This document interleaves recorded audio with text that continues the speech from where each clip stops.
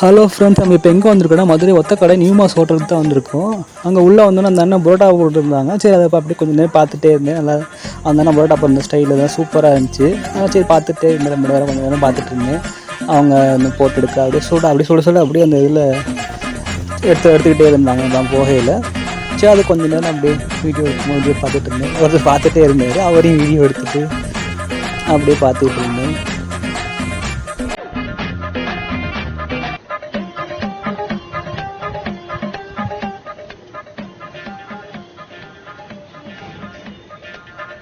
அந்த அண்ணாவும் நல்லா கேட்டேன், முன்னாடியும் கேட்டேன், நான் யூடியூப் வீடியோ எடுத்துக்கலாம் அப்படின்னு. எடுத்துக்க தம்பி அப்படின்னாரு.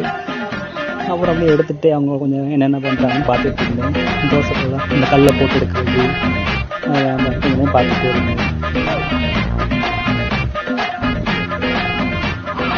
அப்புறம் போய் உட்காருவோம், சாப்பிடுவோம். சொன்னா ஒரு 3 போட்டு சாப்பிடுவோம். போய் உட்காந்து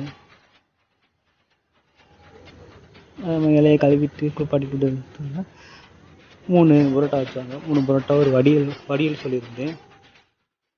ஃபஸ்ட்டு 3 பரோட்டான்னு குருமா சால்னா கொண்டு வந்தாங்க. அதுக்கு 3 வெரைட்டி சால்னா கொண்டு வந்தாங்க. பரோட்டா அப்படிக்கே சாஃப்டாக செம்ம இதாக சூப்பராக சாஃப்டாக இருந்துச்சு. சூடாகவும் இருந்துச்சு. மேலே அவ்வளோ சூடாக நல்லா சாஃப்டாகவும் இருந்துச்சு. இந்த 3 குருமா கொடுத்தாங்க.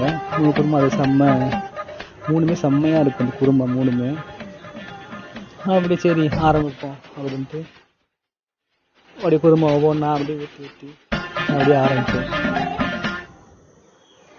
ஒவ்வொரு குருமாவும் அப்படி ஊற்றி அதை சும்மா அப்படி ஊற்றி வச்சுருக்கேன். அப்புறம் வடியல் கொண்டு வந்தாங்க. வடியல் அப்படியே வச்சுட்டு ஸ்டார்ட் பண்ணுவோம் அப்படின்ட்டு அப்படியே கொஞ்சம் பரோட்டா வச்சுட்டு அந்த சால்னால தொட்டுட்டு அப்படியே அந்த வடியல் கொஞ்சம் எடுத்து அப்படியே ஒரு வாய் வச்சா செம்ம சூப்பராக இருந்துச்சு.